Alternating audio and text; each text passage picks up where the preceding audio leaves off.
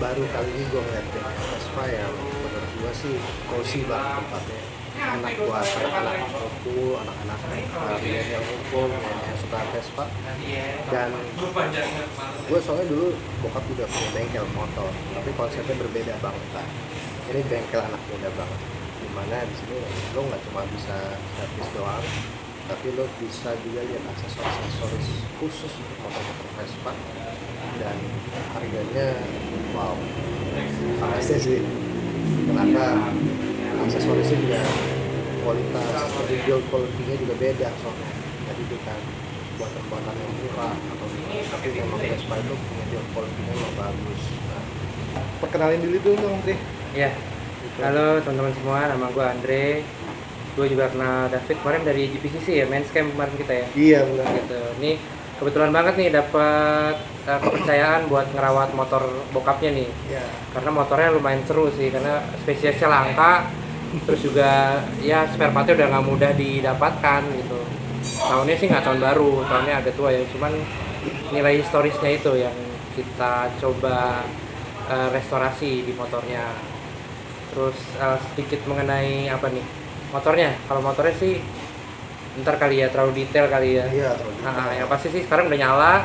Sebentar lagi mau dipoles-poles biar bisa kembali ke pemiliknya. Semoga bisa kerawat 20 tahun lagi ke depan ya. Amin. Karena kan kenangannya cukup bagus tuh, di balik motor itu ada pemberian dari bokapnya David. Jadi semoga almarhum juga ini ya senang ya lihatnya ya. Karena kebetulan banget 25 itu kalau kita ngerayain Natal, 25 itu sebenarnya juga di hari dimana bokap meninggal. Iya. Jadi ini gue harap sih, kenapa gue datang tanggal 24 ini? Karena gue pikir lo udah liatin motornya gitu ya, mungkin bokap di sana bisa lihat, duh motornya udah dirawat lagi, bagus Iya. lagi gitu. Dan di tangannya tetap. Iya, di tanggal 25 pas di hari kepergiannya motornya jadi. Iya. Iya, iya. Gitu. Karena kita juga udah biasa restorasi memang motor-motor yang mirip-mirip gini nih, peninggalan orang tua, peninggalan nenek kakek. Itu nilai sentimentalnya gede memang untuk kami sih sebagai bengkel ya, kami hanya mengerjakan sebuah motor untuk restorasi ya, tapi untuk pemiliknya memang nilai historisnya itu yang back to original, itu yang mahal sebenarnya gitu. Terus mengenai sedikit kilas mengenai Bellissimo kali ya. Iya. Bellissimo awalnya berdirinya di garasi tahun 2011. Dulu udah mulai dari garasi sendiri, ngoprek-ngoprek motor sendiri pastinya. Udah mulai dari teman, terus udah mulai rame, keganggu kan, tetangga nggak enak juga. Terus kita baru mulai memberanikan diri sewa ruko sampai ya detik ini 2020 ini gitu. Kalau ditanya tips dan triknya, terus terang sih 90% bantuan Tuhan, 10% bantuan sendiri pribadi. Keren. Iya, karena memang kalau lu tanya gimana caranya sampai sini, gue nggak tahu. Gue nggak tahu, itu Tuhan di atas yang ngatur. Gue cuma resepnya 10% doang deh gitu. Nah, mengenai sebentar ya, ini berhubung bengkel nih, jadi brang-brang belakangnya ya. Gak apa-apa, ini kan berarti kan backsoundnya bener-bener bengkel. Kalau di salon hair dryer. Iya. Ya gitu, seru deh. Awalnya buka sebenarnya ini nyebrang banget dari background gua kan IT. Gua kerja di toko kopi terus, toko makanan, toko kopi, ujung-ujungnya ya jadi Bellissimo. Kalau ditanya passion, enggak, gue lebih baik gue bisa bilang bahwa ini gift sih sebenarnya. Gue chasing gift karena passion itu menurut gue ya, personally ya, passion itu bisa hilang. Lo passionate about something, sebulan, 2 bulan, 3 bulan passion lo hilang, ya udah that's it. Tapi kalau gift lo kejar, itu bisa lebih lama sih menurut gue. Gift tiap orang beda-beda. Kalau mungkin teman-teman di rumah nanya, nah jadi gift gue apa bro? Itu bukan untuk dijawab semalam 2 malam ya, itu proses. Karena semua orang sampai akhir hayatnya pun masih mencari gift. Ada kebetulan banget Tuhan udah tunjukin giftnya ke gue. Mungkin di gue itu ya gue networking gue cukup baik. cukup baik. Ya itu gift gue paling di situ doang. Nah itu gue kembangin di Verissimo sendiri. Nah kalau teman-teman mau nanya, nah kalau yang lo maksud gift itu apa? Gampang bro. Hal yang paling mudah lo lakukan tapi impactnya gede. Ya kan, kayak kok lo bisa gitu bro? Ah, perasaan gue biasa aja deh, nggak terlalu ini deh. Itu lo bagus di situ. Nah itu mungkin salah satu tanda itu gift lo. Mungkin bisa iya bisa enggak gitu loh. Jadi resepnya sebenarnya itu sih sebenarnya, simple tapi nggak simple juga. Sampai lanjut lagi nih, sorry di-cut bentar soalnya banyak iklan tadi ya. Untuk apa ya, mengenai Verissimo sendiri ya, kita bergeraknya di bidang aksesoris, spare part, maintenance, terus untuk performance juga. Tapi memang mengkhususkan diri di Vespa produknya. Tapi nggak menutup kemungkinan brand lain juga masuk. Cuman memang sampai saat ini masih berkutat di seputaran Vespa. Untuk Corona 2020 ini emang berat sih semua lah bro, dari hulu sampai hilir, dari CEO sampai tukang gojek semua kena ya.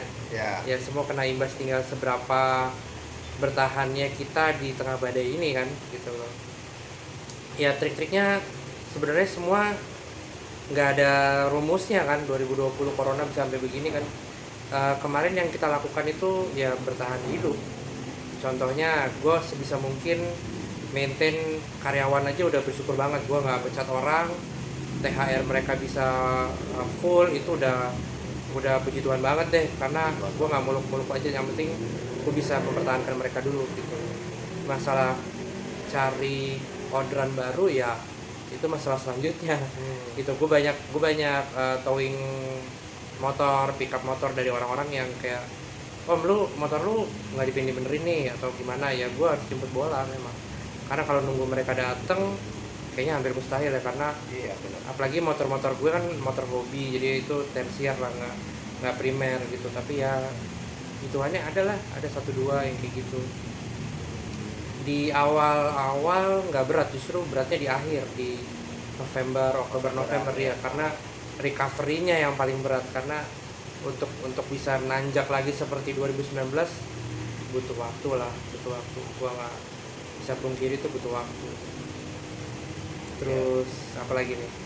Nah, dan kalau gua mau bilang ini salah satunya gua tuh motor gua di pick up, tahu nggak dari mana? Dari Cibubur. Tempat di mana? Di BSD. Sampai Jawa Timur nih gua ambil deh. Makanya gua bilang, wah ini gile, servisnya luar biasa. Soalnya gua dulu gini, gua ngerasain banget, Dre. Ada ATPM deket mereknya, ya motor gua kan Yamaha kan. Pasti harusnya gua lari ke Yamaha dong. Tapi dia nggak terima malah, karena motornya udah ketuaan. Nah itulah bedanya. Kalau after sales atau enggak service dari bengkel tuh, kalau memuaskan, memukau seperti yang lo lakukan, gimana nggak pasti tertarik ke tempat itu kan?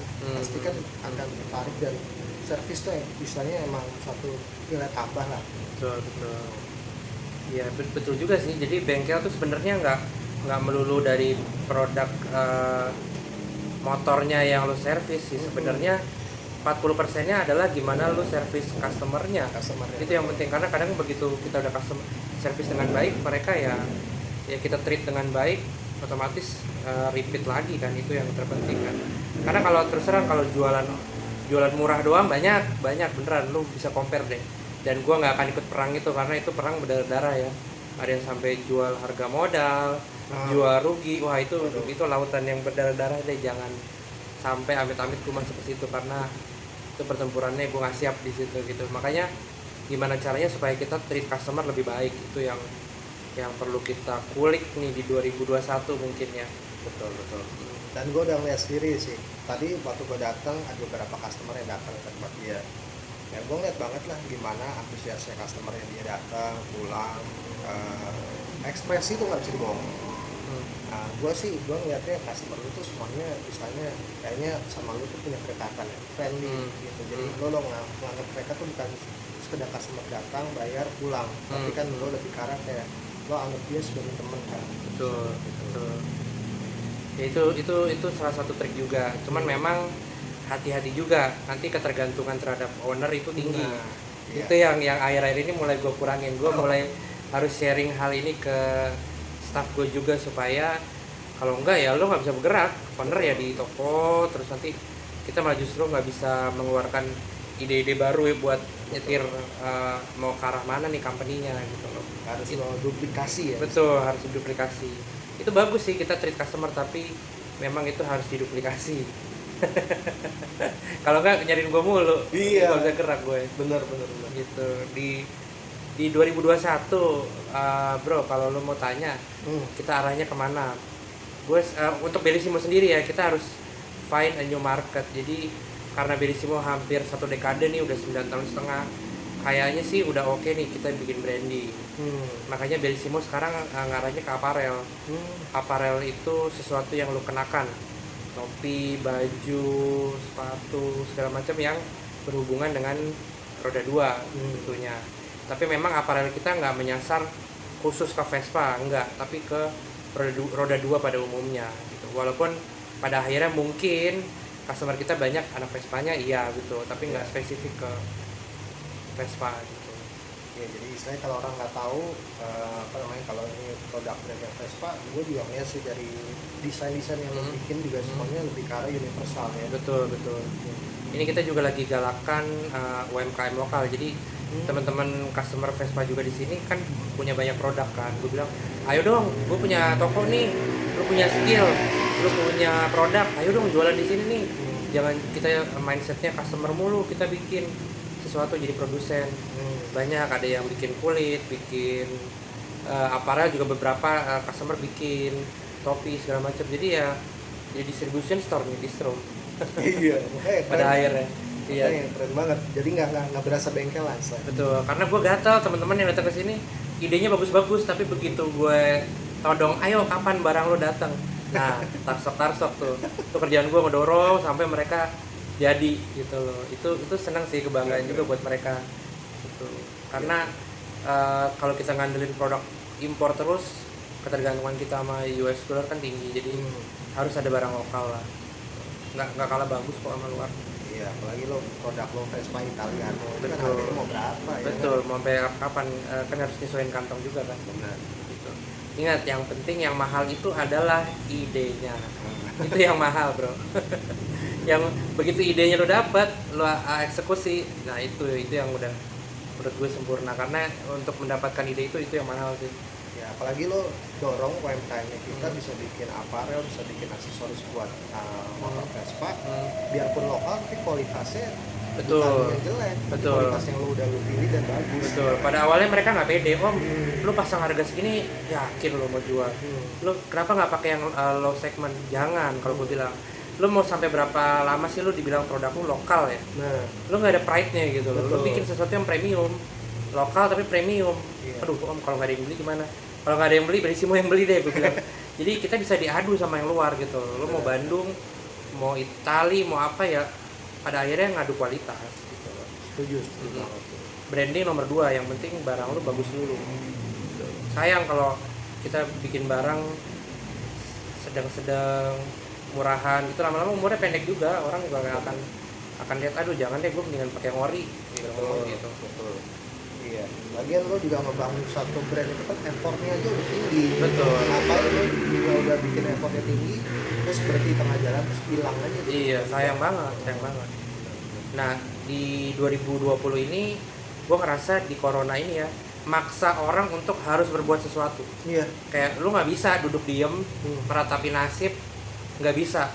Menurut gue lu harus gerak, karena ini saatnya lu do or die. Lu diem lu mati, lu bergerak ya lu hidup gitu. Jadi mungkin kayak model reset button ya, lu paksa, ya udah lu bisa apa, ya kalau lu bisa apa ya udah lu jual. Masalah berhasil atau tidak menurut gue nomor 2, yang penting lu usaha dulu gitu loh. Iya. Dan kalau orang bilang, bro usaha pakai apa, gue nggak ada duit. Menurut gue ya, duit itu nomor 5. Yang nomor 1 itu adalah keinginan dulu, lu mau apa enggak. Iya. Gitu. Kenapa gue bilang duit nomor 5? Lu bisa jadi reseller bro, lu bisa jadi dropship. Betul. Modal telepon doang, bro, kirimin ke sini dong, gue transfer ke lu. Nah. Selesai, modal lu pulsa. Iya. Tapi lu mau apa enggak? Kalau kemauan lu kurang ya itu berat sih startnya. Iya. Mungkin kayak contoh hal kecilnya gini, misalkan gue udah di motornya udah beres nih ya, motor gue udah beres, terus tetangga gue kan taunya motor gue tuh buluk tuh udah jelek tuh, terus hmm. tiba-tiba datang bagus banget gitu, diantar pakai mobil. Hmm. Pasti kan ada tuh tulisan Bellissimo-nya Hmm. lewat gitu kan. Nah gue tahu sih di daerah gue banyak yang naik motor Vespa kan. Hmm. Nah terus mereka misalnya nanya, lu servis di mana? Bellissimo. Terus tiba-tiba, ini ada tetangga gue nih gitu kan. Ya gue nggak minta komisi loh, tapi kalau Iya. misalkan dia bikin sistem reseller gitu, siapa tahu Nah. ada teman-teman juga yang kayak gitu, Iya, ya bisa kenapa kan? enggak? Iya, Kenapa enggak? gitu. Kenapa enggak? Cuma modal lewat, modal memperkenalkan, dapet deh. Benar. Lumayan. Iya. Nah ini gue mau nanya sama lu nih. Hmm. Nih, kan motor kan gue lihat gue suka dengerin juga sih di YouTube dan gue lihat katanya sekarang udah mulai tuh motor listrik. Menurut lo Vespa nanti bakalan kesana nggak? Vespa di EICMA kemarin di Paris udah mengeluarkan listrik. Vespa listrik. Jadi Vespanya modern, dia pakai listrik. Cuman memang di Indonesia baru masuk tahun depan karena infrastrukturnya yang belum memadai. Kan nggak lucu kan kalau ditanya, bro lu di mana? Katanya mau ke rumah gue. Bentar bro, ini Vespa gue lowbat. Kan nggak lucu kan? Karena itu wattnya gede dan durasinya pengecasannya lama 3-4 jam untuk berapa ratus kilometer. Tapi arahnya sih semua brand ke sana ya bro. Benar. Semua brand arahnya ke elektrik. Walaupun nggak akan pernah menggantikan engine, tapi minimal lu mendukung WWF sedikit ya. Iya. Penghijauan bumi lah, penghijauan bumi. Elektrik kenceng-kenceng kok sekarang. Iya, gue juga ngeliat buset apa ya sekenceng-kencengnya, tapi memang masih belum kalah, kan belum Iya. sekalahin yang bensin sih. Bensin belum. Cuman saya gue ngeliatnya berarti si Andre aja udah dia nggak berkutik mulut mengenai tentang apa yang rusak, apa yang beli spare parts kayak gitu, tapi dia ngikutin terus perkembangan dari teknologi dan perkembangan dari si pemilik brandnya motor itu sendiri, sehingga dia sebagai pebisnis juga tidak ketinggalan zaman dan nggak ketinggalan informasi, sehingga kalau misalkan tadi kayak apa customer nanya gitu, dia aja udah tahu dari yang sampai luar negeri juga gitu. Itu penting sih kalau kita jadi pebisnis harus tahu. Betul, karena kalau lu nggak bergerak, nggak berevolusi di zaman gini berat ya menurut gue sih kayak bro. Ya. Lu harus berevolusi terus karena yang konstan adalah perubahan menurut gue sih. Benar. Jangan sampai lu nyaman di zona nyaman lu doang. Oh, gue jagonya jualan ini, gue nggak jago jualan itu. Kalau lu kotak-kotakin mindset lu begitu, kayaknya habis lu pasti ditikung sama kiri kanan gitu. Bukan berarti lu aji mumpung ya, bukan berarti lu harus bisa jual semuanya, enggak. At least lu harus jago jual sesuatu, tapi ada juga nih perintilan-perintilan yang lainnya. Oh, gue bisa nih, tinggal telepon kiri, telepon kanan, telepon kiri, telepon kanan, jadi. Yang penting hasilnya kali gitu ya. Betul, hasilnya betul. lo bisa memuaskan si customer ini. Betul. Kayak contohnya gua kasih case ya, customer datang nih mau benerin motor, terus tiba-tiba dia mau repaint, terus dia mau ganti jok, dia mau ganti apa, itu nggak semuanya gue lakukan, ada juga yang gue sub juga. Itu tinggal seberapa pinter kita cari subkonnya aja. Kayak teman gue ada yang jago ngecat, lempar sana, teman gue ada yang jago ganti jok, lempar sana. Yang penting pada akhirnya customer ini duduk manis dan dia udah terima beres, itu sih terpenting. Nah itu memang butuh networking kita yang baik ke supplier juga. Nah sekarang gue mau tanya lagi mengenai hal itu kan, kalau cara lo bernetworking sama lo marketing sama lo mau nawarkan sesuatu kepada customer, kan gue ngomong tentang internalnya deh. Yeah. Lo gimana lo bisa maintain tuh mekanik yang udah ikut sama lo? Lo mau tahu paling lama berapa tahun ya lo pernah ikut lo? Paling lama 6 tahun ada. Wih, lama 6 juga. tahun ada, iya. Dari Tapi situ umurnya berapa? sekarang 9,5 tahun. Wow, Iya. Cuman ya itu ya mungkin teman-teman yang sharing di sini juga banyak ya. Karena maintain staff itu kan sesuatu yang nggak semudah itu. Karena lo harus tempatkan staff itu sebagai aset, jangan sebagai liability, jangan sebagai beban lo. Kalau lo berpikir pegawai itu beban, ya lo pasti akan terbebani terus kan. Gimana gue mengurangi beban ini. Tapi kalau lo mikir mereka sebagai aset, oke, aset gue udah segini nih, gue mau gedein diapain ya, nih orang kayaknya masih bisa disuruh ini itu deh. Bukannya berarti lo memperbudak mereka, enggak. Mereka jago di montir, terus bro, lu kira-kira bisa nggak kalau megang ini, megang cat atau megang apa ya, lu asetnya, lu mereka sebagai aset gitu loh. tapi ya teorinya mudah, prakteknya enggak. Itu love and hate relationship juga lah. Tarik ulur ketika mereka salah ya tegur, kalau mereka melakukan sesuatu yang baik ya pujian, reward, gitu aja sih. Iya, Gitu. iya. Gue juga tanya ke mereka kan, kadang-kadang mereka sharing, mereka juga perlu didengar loh, mereka tuh manusia loh, mereka curhat sama lu aja, lu cuma padahal lu nggak tahu apa-apa, lu nggak bisa kasih solusi, cuman kuping doang, Iya. jadi kuping ya. Mereka juga menghargai bahwa oh atasan gue dengerin gue, walaupun dia juga nggak punya solusi ya, tapi dia juga dengerin keluh kesah gue. Itu salah satu nilai plus juga sih. Selain dari rupiah, mereka nilai perusahaan juga nggak dari rupiah doang. Lingkungan pekerjaan, gimana atasannya memperhatikan, ya itu salah satu yang pertimbangan mereka juga kenapa bisa lama ya, mungkin gitu sih. Ya, ya. Oke sih, kalau gue bilang itu cukup banget sih yang mau kita bahas hari ini. Ya apa namanya, semoga sih kalau misalkan kalian tuh bisa dapetin intisarinya dari ini. Intinya kalau gue tadi apa namanya yang gue tangkap dari Andre adalah dimana kalau lu buat bisnis nanti di tahun 2021 ya, lo istilahnya lo nggak boleh yang namanya berpikir seperti yang lalu. Lo lakuin seperti yang lalu aja, yang apa namanya, nah 2021 lakukan yang sama, belum tentu lo harus terus improve. Lihat kebutuhannya customer tuh maunya apa. Terus juga tadi kan kayak tadi dia bilang, lo sebagai leader juga lo harus ada gitu kan, harus ada untuk mereka kalau misalkan mereka tuh mau kesah atau mungkin dalam hal pekerjaan lah ya, teknis misalkan ada permasalahan apa ya, lo sebagai leader lo juga setidaknya harus memberikan solusi juga kan. Iya, Tadi betul. gue denger lo telepon ada orang ini tapi lo bisa bantu memberikan solusi supaya dia tuh bisa jalan tetap. Terus apa namanya, betul inovasi terus harus ada, lo bikin aparel atau apa. Nah kayak gue juga sama, gue lakukan sama. Di cuci sepatu gue sekarang jual chemical ya kan. B2B ya bro sekarang B2B jadinya. sekarang jadi gue udah nggak, ini sebenarnya sepatu yang dipakai nggak kelihatan aja sih. Jadi sepatu barusan apa yang dulu gue cuci ini, gue inget banget nih. Sepatu andalan kerja. Nah itu Gue cuci di Bro David juga nih. nah itu akhirnya gue berpikir di situ, bener bisa dibilang bener, lo harus riset ulang apa yang lo bisa handle, apa yang lo nggak bisa handle. Mulai lo bikin, lo mulai jalanin apa yang lo bisa handle dulu pertama kali. Jangan Betul, terlalu beratin banget, akhirnya lo jalanin juga berat. Iya, Gitu. betul. Jadi lo mulai nanti dari Januari sampai Desember depan 2021 mulai riset dulu, pikirin benar-benar supaya bisnis lo bisa bertahan. Gue juga nggak tahu ya 2021 nanti bakal Nggak ada yang pernah tahu apakah lebih berat atau ini. Yang pasti sih mindset kita udah biasa berat ya sekarang di 2020, jadi semoga perjuangannya nggak lebih berat lagi. Terus gue punya tips juga mungkin buat teman-teman di 2021 yang mau mulai startup ya. Rencana terbaik tau nggak apa? Mulai. Nah, Kebanyakan rencana nggak mulai. benar. Mulai aja, mulai dulu deh, gitu lah.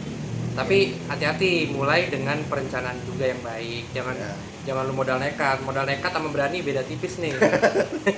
Beda tipis nih. Tapi nggak apa-apa, lu jangan bikin gue jadi down, jangan bikin lu jadi down. Tapi at least you start something di 2021. Udah saatnya lu harus ngembangin potensi diri, apalagi umur-umur produktif kayak kita nih. Lu lahiran tahun berapa? 90 ya? Waduh, thank you banget. Gue 92.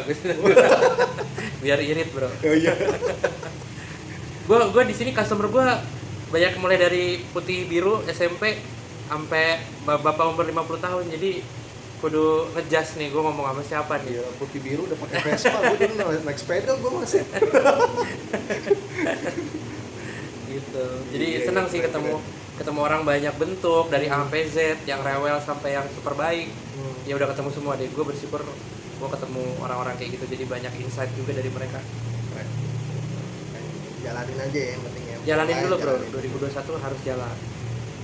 Dan jangan lupa kalau memang kita rasa ini lebih, jangan lupa dan jangan malu untuk bertanya. Nah penting tuh. Orang yang pintar itu belajar dari kesalahan orang lain. Kalau menurut gue, lu udah salah kan, jangan sampai gue salah. Gitu. Makanya nanya. Terus nanyanya jangan yang sembarangan. Maksudnya gini, saya kayak si Andre gitu kan. Kalau lu mau tanya tentang otomotif ya sama Andre, jangan tanya sama gue nggak ngerti. Jadi tanya sesuatu yang spesifik pada Betul. orang yang memang sudah menjalani usaha itu. Tuh, dan tugas lu adalah mencari orang yang tepat. Itu aja sih tugasnya. Ya, caranya gimana? Cara dapat orang yang tepat? Ya kenalan. Betul. Kenalan, bertanya kira-kira cocok nggak ya sama gua. Yang istrinya kalau namanya gua belajar sama dia. Kalau nggak cocok ya jadi temen aja. Betul, betul. Gitu. Oke, thank you Bro Andre. Semangat, Thank you semangat. juga gue udah diterima di bengkel ini, keren banget. Sama-sama. Gue dari Cibubur gak sia-sia datang ke sini. Gue tinggal nunggu tuh motornya Nuvo jadi Iya. keren lagi. Ntar kita unboxing ya kalau udah dipoles, Siap. Gua udah tunggu diapain, tuh ntar video. dimasukin di klipnya ya bro. Sip. Oke, bye-bye.